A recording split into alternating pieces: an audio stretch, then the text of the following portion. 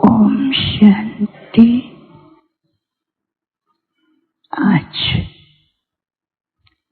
सतगुरुवार के दिन सभी भाई बहनों की याद प्यार लेके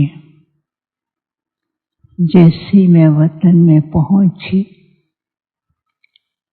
बाबा और बाबा के सामने बहुत से बच्चे पहले से ही थी और बाबा एक एक को बहुत प्यार से दृष्टि दे रहे थे।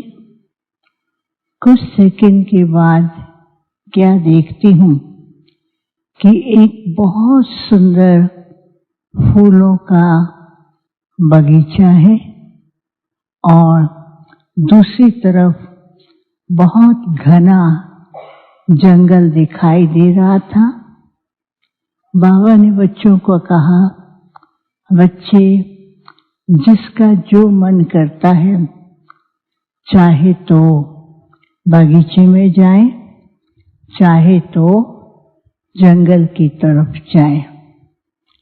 तो सब बच्चे बगीचे की ओर जाते हैं और बहुत सुंदर सुंदर फूलों की खुशबू लेते हैं, बहुत एंजॉय कर रहे थे।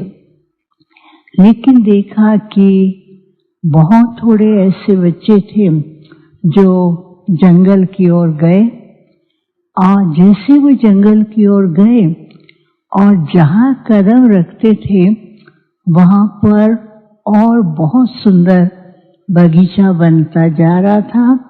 धीरे धीरे वो सारा जंगल एक बहुत सुंदर बगीचा बना और उसकी खुशबू भी इतनी प्यारी सी आ रही थी और बाबा मुस्कुरा रहे थे। बाबा ने कहा, बच्ची देखा कि ये जो जंगल है इसको फूलों का बगीचा बनाने का कार्य किसने किया है? बाप के साथ जो यज्ञ के आधार मूर्त हैं उन्होंने जंगल को बगीचे के रूप में परिवर्तित किया और जंगल के अंदर कांटे, कई प्रकार के भयानक रूप थे और जंगल के अंदर कई प्रकार के जानवरों की आवाज भी थी और उस आवाज को भी शांत किया, कांटों को फूल बनाया और जंगल को मंगल बनाया है। आज जो फूलों को बगीचा देख रहे हैं ये सारी मेहनत, त्याग, तपस्या, निश्चय और बाप के साथी बनकर के इस कार्य को साकार किया है।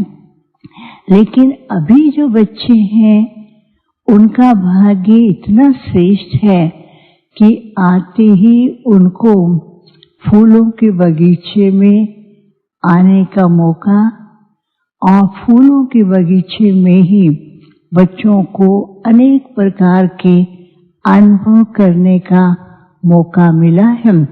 और कुछ सेकंड के बाद क्या देखती हूँ, हर एक बच्चा क्या करता था, जो फूलों के बगीचे में पहले से खड़े थे वो ऐसे हो जाते थे, वो कहता ये मेरा बगीचा है, ये मेरा बगीचा है।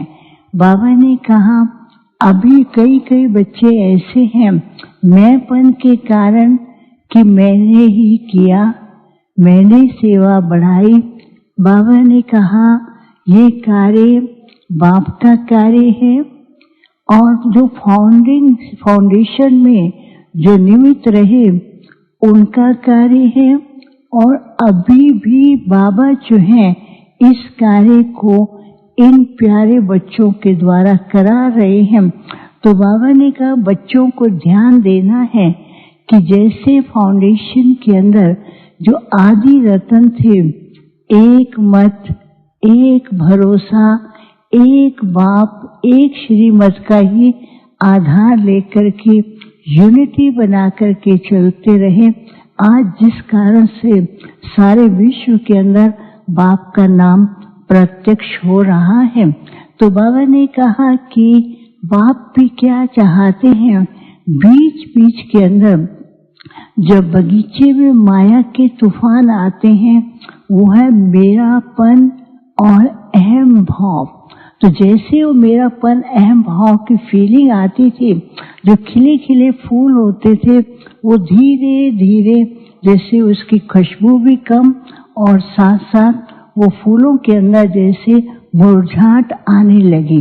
तो बाबा ने कहा कि बच्चों को बाप ने ऐसा कार्य दिया है माली बनाकर के कि फूलों का एक भी पत्ता मुरझाहट की ओर न जाए।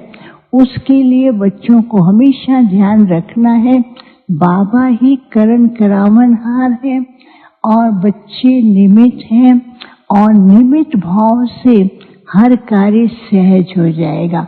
तो जैसे बच्चों ने ये ध्यान रखा कि निमित्त भाव है और बाबा करा रहा है, उस समय जो मुरझाए हुए फूल थे वो भी सब के सब एकदम सुंदर एकत्रित हो गए। तो बाबा ने कहा यही बच्चों की जो एक मत एक श्रीमत पालन करने का कार्य कर रहे हैं, यही बाप की प्रत्यक्षता का साधन है। जिसको फिर थोड़ी देर में क्या देखती हूँ, कुछ साइंटिस्ट हैं वो बगीचे को देख रहे हैं, उस पर रिसर्च कर रहे हैं। वो जंगल वाले स्थान पर जाते हैं तो उनको लगता है कि ये ऐसा कार्य तो दुनिया में कौन कर सकता है। फिर उनको जैसे अनुभूति होती है कोई ईश्वरीय शक्ति ही ये कार्य कर रही है। तो बाबा ने कहा साइंटिस्ट हैं चाहे दुनिया वाले हैं, बाप के इस कार्य को धीरे धीरे पहचानने लगे हैं और समय आएगा वो एक बार इस कार्य को पहचानेंगे और उसका भी खुद लाभ लेंगे। फिर बाबा ने क्या किया, सब बच्चों को उस बगीचे से एक कमल का फूल और एक गुलाब का फूल और 2-4 और फूल थे वो तोड़ करके हर बच्चे को दिया। और बाबा ने कहा कि जैसे कमल का फूल जैसे बाबा ने दिया उसमें वो नहीं था, उस कमल के फूल के अंदर बहुत ज्यादा चमक दिखाई दे रही थी और उसकी किरणें चारों तरफ फैल रही थी। तो बाबा ने कहा बाप ने जो बच्चों को ये फूल दिया है केवल फूल नहीं है, बाप ने हर बच्चे के अंदर विशेषताएं भरी हैं, शक्ति दी है और हर बच्चा उन विशेषताओं और शक्ति से ही अपने को संपन्न और विश्व को साकाश देने की और विश्व को कुछ न कुछ वरदान देने की सेवा कर रहा है और भी करना है। फिर जैसे बाबा ने गुलाब का फूल दिया, वो गुलाब का फूल ऐसा नहीं था जो यहाँ होता है, वो बहुत सुंदर था। उसकी खुशबू में कई प्रकार की खुशबू अलग अलग प्रकार से आ रही थी। बाबा ने कहा ये सब के सब मेरे गुलगुल बच्चे हैं और बाप तो हर समय हर बच्चे को गुलाब के रूप में ही देखता है। बच्चा कोई कुछ भी हो लेकिन बाबा हर बच्चे को गुलाब के रूप में देखता है। फिर बाबा ने 2-3 और फूल दिखाए। बाबा ने कहा देखो ऊपर से फूल में कुछ ऐसा सुंदर नहीं लग रहा, लेकिन उसकी जो खुशबू आ रही है वो बहुत प्यारी सी है और हर फूल की अपनी अपनी खुशबू है।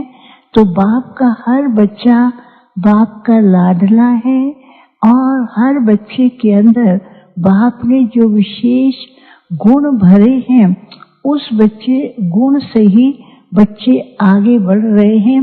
फिर बाबा ने जैसे सबको वो फूल दिए तो हाथ में फूल लेकर के सब बच्चे ऐसे खड़े थे, हर एक के हाथ में गुलदस्ता रूप दिखाई दे रहा था। बाबा ने कहा सदा यही ध्यान रखना है कि हम बाबा की बगिया के सुंदर फूल गुलदस्ते हैं और सदा ही ऐसे महकते रहना है और इन महकते फूलों को देखकर सारे विश्व के अंदर बाप की प्रत्यक्षता का डंका भी बजेगा। फिर बाबा ने बहुत प्यार कर रहे थे, बाबा ने सबको याद प्यार दिया और फिर बाबा को भोग स्वीकार कराया। भोग के बाद जिनके भोग थे बाबा ने उनको इमर्ज किया और इमर्ज करते हुए हर एक को दृष्टि दे रहे थे और उस दृष्टि से उनको भी कुछ न कुछ अनुभूति हो रही थी।